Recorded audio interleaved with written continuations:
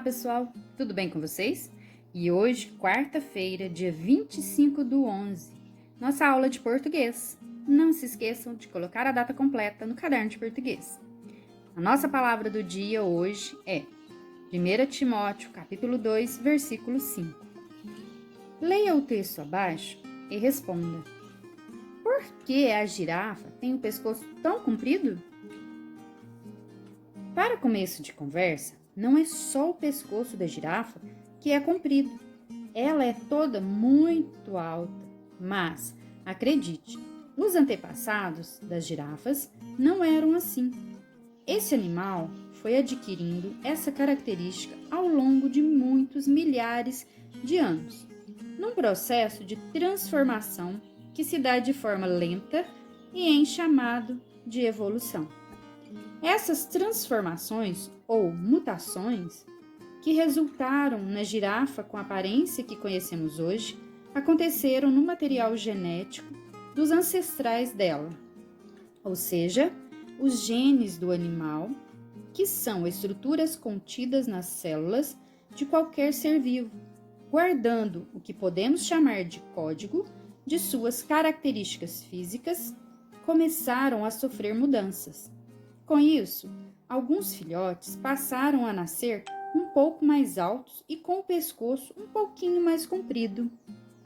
Provavelmente, o fato de serem mais esticados permitiu que esses animais tivessem acesso a novas fontes de alimento, ou que pudessem perceber a aproximação de predadores com uma antecedência maior.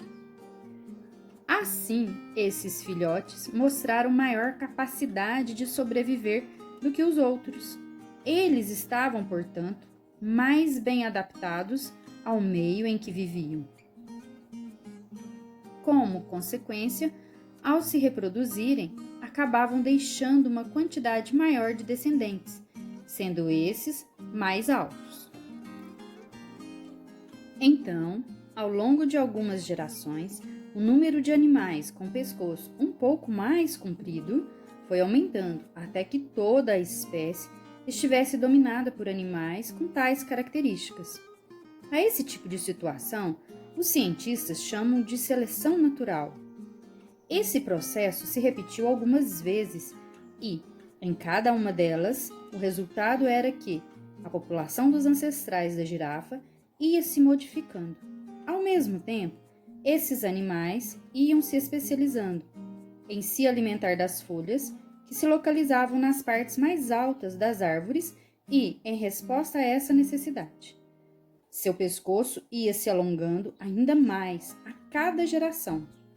Quando todas essas características se estabilizaram em uma população de animais que hoje conhecemos como girafas, a espécie estava definida. Assim como as girafas, todos os seres vivos, inclusive nós, humanos, são resultado de processos evolutivos, cada vez que os indivíduos se reproduzem.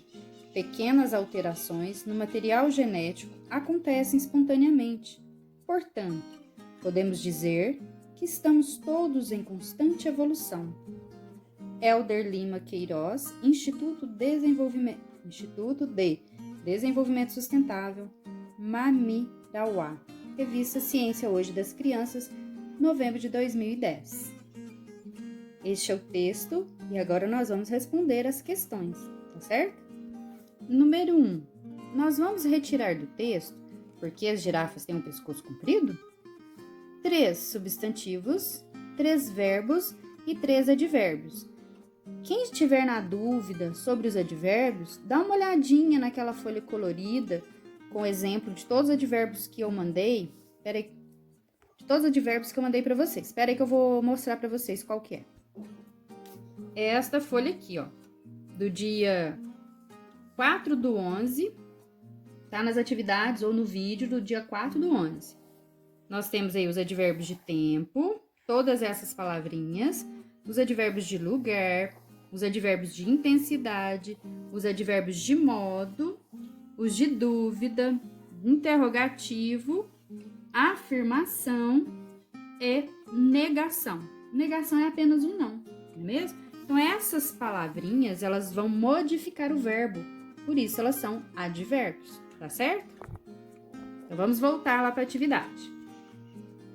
Então vocês vão olhar naquela tabela, né, o que são os advérbios, quais palavrinhas, e neste texto, porque as girafas têm o pescoço comprido, vocês vão retirar apenas 3, tá certo? Escrevam no caderno, eu acredito que aqui não vai caber. 2. De acordo com o texto, o fato de o pescoço ser mais esticado permitiu o que a esses animais? O que permitiu o fato do pescoço ser mais esticado? Dá uma olhadinha no texto que a resposta está lá. 3. Assim como as girafas, todos os seres vivos são resultados de quê? Também está lá no texto. Lembram? A gente acabou de ler. 4. Do que se trata o texto? Qual que é o assunto do texto?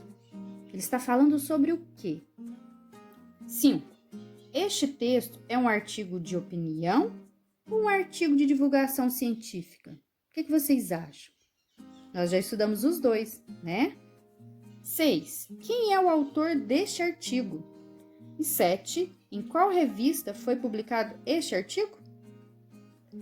Respondam, tirem foto, me enviem. Eu estou no grupo essa semana de segunda a quarta, até hoje, né? Quarta-feira, de 8 às 11. E é feriado na nossa cidade, né? Quinta e sexta é recesso, não teremos atividades. Voltamos na segunda, tá bom? Então, um grande beijo, até a próxima aula, bom feriado, bom final de semana. E você que não é meu aluno, se tiver alguma dúvida neste texto ou em alguma outra atividade, deixa aqui nos comentários que eu vou responder, tá certo? Tchau!